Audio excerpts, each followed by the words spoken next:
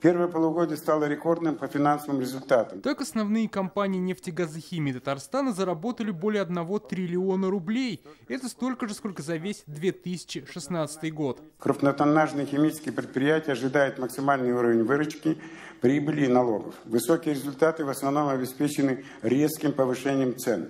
Совокупные отчисления базовых предприятий, бюджеты всех уровней за первое полугодие составили порядка 300 миллиардов рублей и на 23% превысили показатель 2019 года. Высокие мировые цены на металл и древесину нашим компаниям затормозили реализацию инвестпроектов и темпы капитального строительства. От правительства стороны ждут действий по регулированию цен. Нужно, чтобы они содействовали развитию малого и среднего бизнеса в регионах. Иначе рискуем потерять целые производства и отрасли.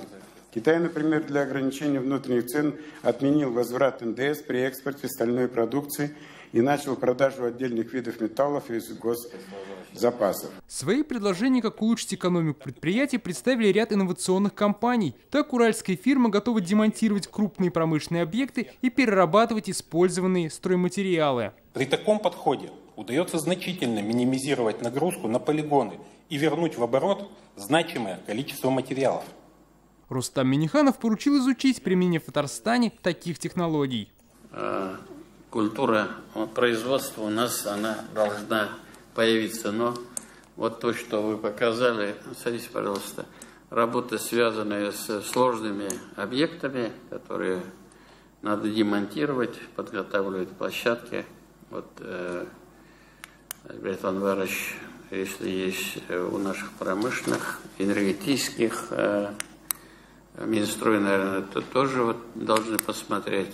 Все равно вот идет модернизация нефтехимических наших предприятий. Представители датской транспортной компании предложили усовершенствовать логистику грузовых перевозок. По их расчетам, компаниям республики для экспорта выгоднее будет формировать общие контейнерные поезда и затем перегружать все на морские суда.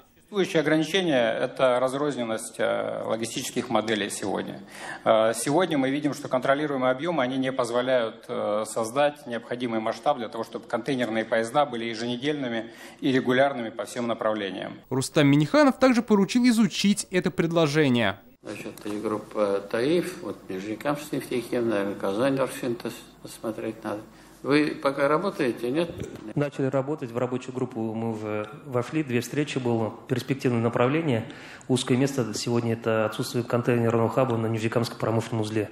Поэтому если мы консолидированно Татнефть, ТАИФ все вместе посмотрим, я думаю, перспективы есть. Также компаниям республики предложили изучить цифровые системы, которые помогают управлять инфраструктурой и формировать цену топлива. Дмитрий Арин, Адельмин Дубаев, ТНВ, Казань. Закажи рекламу на ТНВ. Телефон в Казани 5 705 100.